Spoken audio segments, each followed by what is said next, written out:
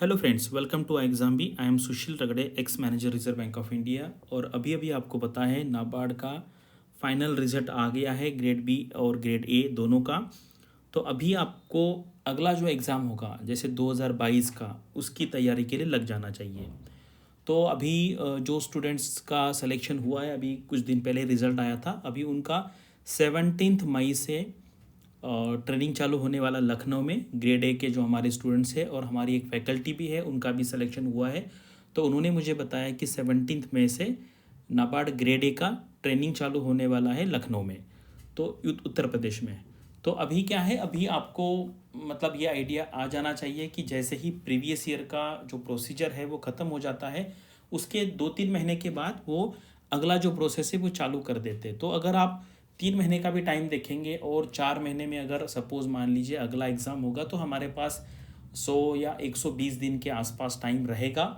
तो क्या होता है, अभी हमें लगेगा यार कब नोटिफिकेशन आएगा, लेकिन अगर आप डेज़ में काउंट करेंगे तो 100 and 120 डेज़ हमें बहुत कम लगते हैं, क्योंकि ये एग्रीकल्चर है, ये कोई बाकी नॉर्मल बैंकिंग जैसा नहीं है। अगर आप देखेंगे इस कंपैरिजन में तो आरबीआई भी ठीक है, economic and social issues, finance and management हम कहीं ना कहीं पढ़ते हैं, लेकिन ये थोड़ा सा और स्पेशलाइज टाइप का एग्जाम है। यहाँ पर आपको एग्रीकल्चर का कोर एग्रीकल्चर पढ़ना पड़ेगा, इसीलिए अभी आपको अभी से पढ़ाई चालू करनी पड़ेगी। तो उस डायरेक्शन में सबसे पहला आपका जो काम होगा वो ये होगा कि 2021 में जो फेज़ 1 का एग्ज़ाम हुआ है उसके सारे क्वेश्चन हमें मेमोरी बेस्ड मिल गया है। तो हमने उसका एक फाइल बनाया है विद डिटेल्ड एक्सप्लेनेशन, पूरा डिटेल में एक्सप्लेनेशन बनाया हुआ है। और उसकी जो फाइल है मैं यहाँ पर आपको प्रोवाइड कर रहा हूँ पीडीएफ फॉर्मेट में, आप उसको डाउनलोड कर सकते हैं। एक आई थिंक 80 to 90 पेजेस का फाइल है, उसको प्रिंट कीजिए अच्छी तरीके से, ईच एंड एवरी क्वेश्चन देखिए, क्योंकि आपको पता है इस बार उन्होंने पैटर्न चेंज किया था 2021 में। तो अभी यही पैटर्न आगे कंटिन्यू रहेगा। तो ये पेपर को आप पूरी तरीके से स्टडी करेंगे तो फिर आपको आगे एक डायरेक्शन मिल जाएगी कि कैसे आगे पढ़ाई करनी है। तो ये पेपर है, ग्रेड ए का है। अभी अभी नेक्स्ट टाइम फिर मैं ग्रेड बी का भी वीडियो बनाऊंगा। तो यहाँ पर देखिए टोटल 8 सेक्शन है।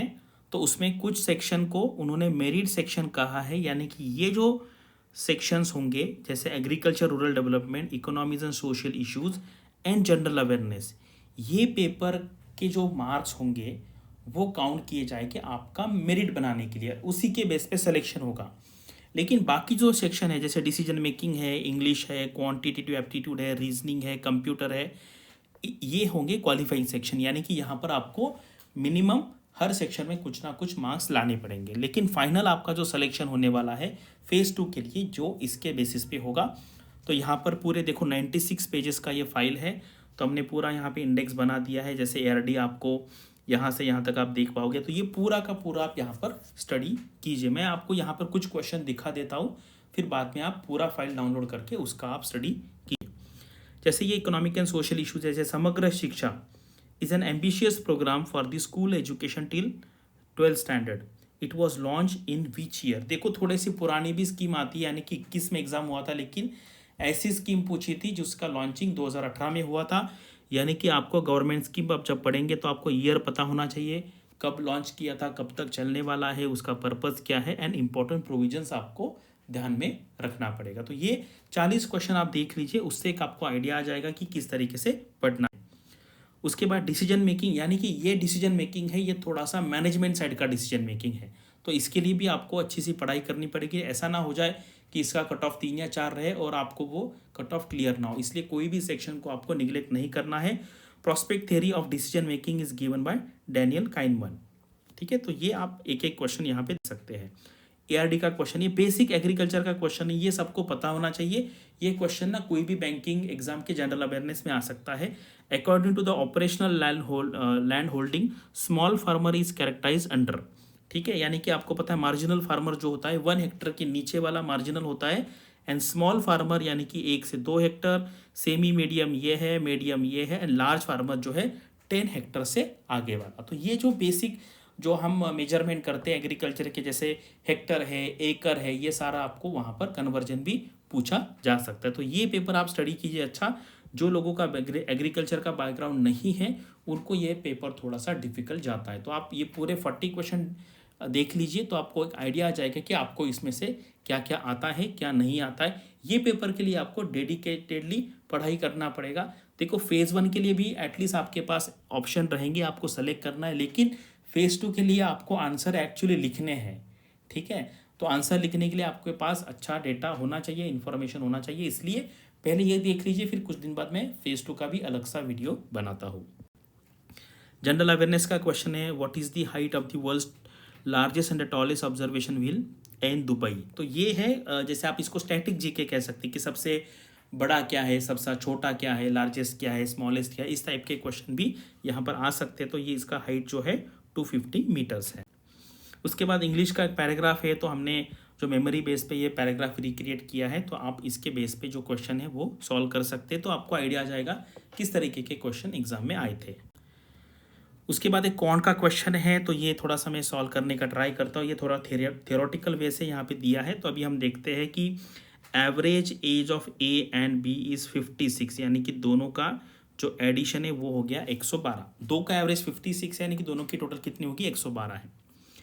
तो अभी यहाँ पे देखते हैं कि what will be the ratio of their edges 11 years ago. तो मुझे बताओ 11 साल पहले इसका भी एज माइनस होगा 11 से, इसका भी एज होगा -11 से, यानी कि इसमें से आप 22 माइनस करेंगे तो यहाँ पर आपके बचते हैं 90। तो ये अगर रेशो अभी हमें क्या देखना है, 11 साल पहले वाला रेशो, तो ये इसका टोटल आती है 22। ये तो नहीं होगा, ये 8 भी नहीं होगा, क्योंकि 90 से डिवाइड होना चाहिए। यहाँ पे 3 है, यहाँ पे 5 है, तो दोनों में से एक हो सकता है। पहले आप इसको देखते हैं, ठीक है। यानी कि 2:3 में, तो अगर हम देखेंगे तो 5 है, तो 18 इंटू 5 हो गया 90, तो ये हो गया 36 प्लस 54 इज इक्वल टू 90। तो अभी हम ये चेक करके देखते हैं, ठीक है। आफ्टर 16 ईयर्स, यानी कि ये जो एडिशन है 11 साल पुरानी है, यानी कि -11 प्लस ये 16 करेंगे तो ये 27 हो गया। तो इसमें 27 ऐड करके देखते हैं, तो ये आता है 63 एंड ये आता है 81। तो ये हो गया 9 इंटू 7 एंड ये 9 इंटू 9, तो ये हो गया रेशो, यानी कि ये करेक्ट आया। यानी कि हमने जो कंसिडर किया था 2:3, एक्चुअली इसको ज़्यादा टाइम नहीं लगता है, 30 to 40 सेकंड लगेंगे।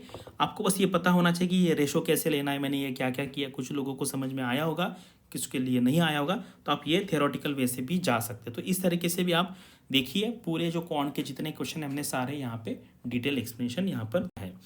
तो रीजनिंग का भी है, रीजनिंग का भी क्वेश्चन हमने काफ़ी डिटेल में अलग अलग केस लेके दिया है, जैसे केस 1 है, केस 2 है, क्या क्या अलग अलग पॉसिबिलिटीज़ आ सकती है। तो रीजनिंग में क्या है ना, जितनी आप ज़्यादा प्रैक्टिस करेंगे, जितने डिफरेंट टाइप के क्वेश्चन सॉल्व करेंगे, उतनी ही आपको वहाँ पे एग्जाम में आसानी होगी। तो रीजनिंग मैंने देखा है कि आजकल लोगों को बहुत डर लग रहा है रीजनिंग का, तो उसका एक ही सोल्यूशन है, प्रैक्टिस प्रैक्टिस प्रैक्टिस। बाकी यहाँ पे शॉर्टकट बिटकट ऐसा कोई कुछ है नहीं, जितना प्रैक्टिस करेंगे उतना आप यूज टू हो जाए। अभी कंप्यूटर में क्या है, यूआरएल सबको पता ही होगा। यूआरएल कंप्यूटर इतना डिफिकल्ट नहीं होता है, लेकिन जहाँ पर कंप्यूटर सेक्शन फाइनल मेरिट में काउंट होता है, वहाँ पर आपको बहुत पढ़ाई करनी पड़ेगी। जैसे आरबीआई असिस्टेंट का मेंस एग्जाम है, वहाँ पर 40 मार्क के लिए कंप्यूटर है, और जिसमें ज़्यादा पढ़ाई किया होगा उसका फिर ओवरऑल स्कोर उससे बढ़ेगा। तो इसलिए यहाँ पे कंप्यूटर सेक्शन इतना इंपॉर्टेंट नहीं है, लेकिन जहाँ ये मार्क्स जो है फाइनल सिलेक्शन में काउंट होते हैं, वहाँ पे आपको ये सेक्शन आसान भी है, कम टाइम में होता है, एंड उतना स्कोरिंग भी है। बाकी ये हमारे रिजल्ट थे, हमारे काफ़ी अच्छे रिजल्ट आए हैं। इतना मतलब हमने बहुत 80-90-95% रिजल्ट क्लेम नहीं किया, जो आया है हमारा जेन्युइनली प्रोजेक्ट किया। और ये हमारे सर है रवि मेश्राम सर, इन्होंने मतलब काफ़ी सारे लेक्चर्स यहाँ पे लिए हैं, उनके ही गाइडेंस के अंडर हमने क्वेश्चन बनाए हैं। ये है, और हमारे कैलाश सर है, दोनों। कैलाश सर तो आपको पता है वो एग्रीकल्चर बैकग्राउंड में है, उन्होंने एएफओ में जॉब भी किया था यूनियन बैंक में। एंड रवि मेश्राम सर काफ़ी दिन से पढ़ाई कर रहे थे, उन्होंने नाबार्ड का इंटरव्यू इसके पहले भी दिया था, उनका कुछ थोड़े पॉइंट से रह गया था, लेकिन इस बार उनका सिलेक्शन हुआ है। तो इन्होंने भी काफ़ी सारा जो कंटेंट है हमारा बनाया हुआ है, तो आप उनका जो एक्सपर्टीज़ है उसका फ़ायदा ले सकते हैं। और अगर आपको हमारा कोर्स ज्वाइन करना है तो अभी 40% ऑफ चालू है। ये देखिए, बहुत ही हमारी एक्सपर्ट फैकल्टी, अगर आपको इनके सारे फैकल्टीज़ का बैकग्राउंड देखना है तो ये स्टॉप करके आप देख सकते हो। और बस वही पर्पज़ था ये वीडियो बनाने का, कि आपको प्रीवियस ईयर का पूरा क्वेश्चन पेपर मिले, आप उसका पढ़ाई करें, इससे आपको अगला डायरेक्शन मिल जाएगा। और मैंने यहाँ पर PDF आपको प्रोवाइड की है, आप इसको डाउनलोड कीजिए। Thank you for watching this video and all the best for your studies and upcoming examinations.